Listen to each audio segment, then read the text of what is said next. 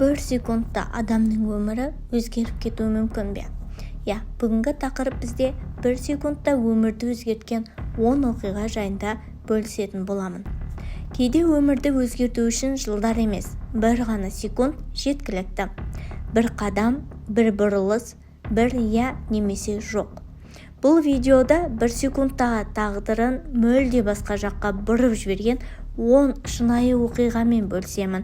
Соңына дейін қараңыз.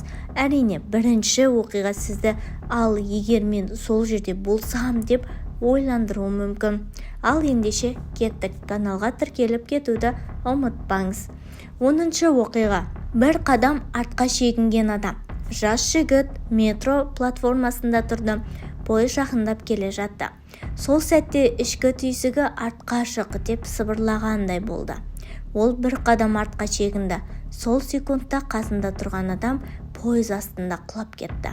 Егер ол сол бір секундта қозғалмаса, бұл оқиғаны ешқашан естімес едіңіз. 9-шы оқиға. Қоңырауға жауап берген адам.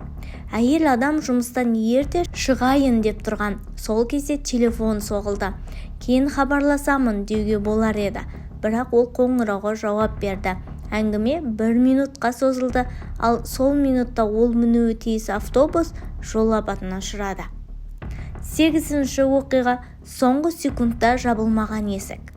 Кеңседе жұмыс істеп отырған қызметкер кабинеттен шығып бара жатып есікке қайта оралды. Жабуды ұмытып кеттім деп.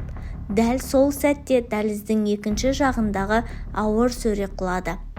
Егер ол сол секундта қайта бұрылмаса, оқиға басқаша аяқталар еді.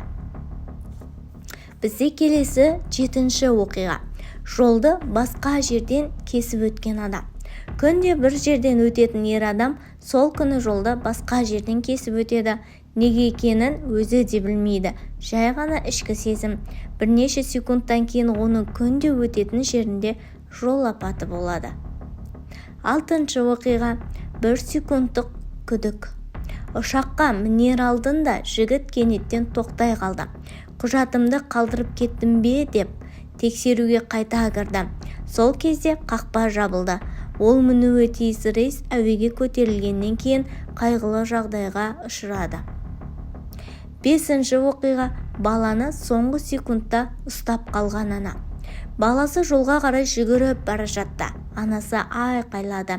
Бала тоқтамады. Сол сәтте анасы оны соңғы секундта ұстап қалды. Келесі секундта көлік зулап өтті. 4-ші оқиға. Лифтке мінбеген адам.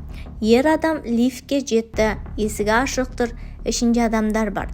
Бірақ ол келесі лифтпен мінемін деді. Бірнеше секундтан кейін сол лифт істен шықты. Ал енді 3-тікке де келіп жеттік. Бізде 3-ші оқиға. Бір жоқ деп айтылған секунд. Жас қыз кешкі кездесуге шақырылады, бірақ шаршағанын айтып жоқ дейді. Сол кездесуге кеткен адамдар қайтып оралмады. Ал 1 секундтық жоқ оның өмірін сақтап қалды. Кейде біз жоқ деуге ұялып жатамыз, ал жоқ деудің соңында осындай жағымды жаңалықтар болуы мүмкін. 2-ші оқиға. Соңғы секундта өзгерген шешім. Ер адам басқа рейске билет алады. Себеп өте ұсақ. Уақыт ыңғайлырақ болғаны сол. Бірінші рейс мақсатына жете алмады. Ал барлығымыз күтіп отырған 1-ші оқиға. Ішкі дауысқа сенген адам. Бұл оқиғалардың бәрін біріктіретін бір нәрсе бар. Адамдар ойланып үлгермеген, есептемеген, жоспарламаған, олар ішкі даусына сенген. Ал сол 1 секунд олардың бүкіл өмірін өзгерткен. Бәлкім, сіз де бір кездері түсінбей қалдым, бірақ солай істедім деген сәтті бастан өткерген шығарсыз. Мүмкін, дәл сол секунд сізді басқа тағдырдан алып қалған болар. Видео ұнаса лайк басыңыз.